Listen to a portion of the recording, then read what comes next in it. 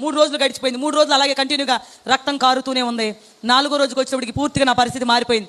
రాత్రి పడుకునేటప్పుడు నేను బాగానే ఉన్నాను. ఉదయం లేచేటప్పటికి 9 నెలల కడుపు, అంత కడుపు వచ్చింది నాకు. ఎంత కడుపు, కలర్ మొత్తం చేంజ్ అయిపోయింది. బాడీ అంతా బ్లూ కలర్లోకి మారిపోయింది. దిగింది మేక్ కాదు, ఇనప గొడ్డలి. మొత్తం బాడీ కుళ్ళిపోయింది. వాసన వస్తుంది, ఇన్ఫెక్షన్ వస్తుంది. హాస్పిటల్ బయట పడుకోబెట్టినని బయట వరండాలో నా కోసం ఒక బెడ్ వేయించి పడుకోబెట్టి ఎవరికి వచ్చి నన్ను పలకరించాలి. ఇక్కడికి ఎవరు రావట్లేదు. అక్కడ నిలబడి ముక్కులకి ఇలా కర్చీఫ్ అడ్డం పెట్టుకుని అక్కడి నుంచి పలకరిస్తుంటే చాలా బాధ కలిగింది.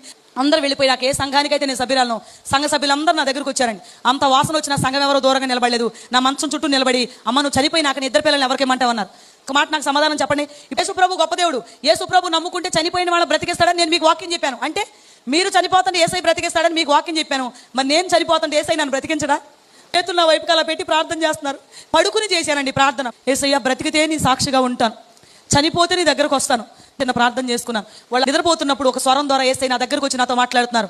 నేను నిన్ను విమోచించి ఉన్నాను, భయపడకము, పేరు పెట్టి నేను పిలిచి ఉన్నాను, నీవు నా సొత్తు అన్న స్వరాన్ని నేను విన్నాను. ఆయన హస్తాన్ని నా మీద అలా ఉంచి వెళ్ళిపోయారు. డాక్టర్ గారు చూశారు, నేను బ్రతకడం చూసి ఆయన ఆశ్చర్యపోయారు. లేచి కూర్చున్నారు బెడ్ మీద. నేను లేదు, మా పాస్టర్ గారు పరిగెత్తుకుంటూ రావడం నేను చూశాను.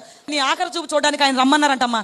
ఎప్పుడైతే ఈ కబురు వెళ్ళి వీళ్ళు అందరూ ఆయనకి చెప్పారో ఆయన కంగారు వచ్చేసి, ఆయన ఇప్పుడేనమ్మా పురుగుల మందు తాగి చనిపోయారమ్మా అని చెప్పారు.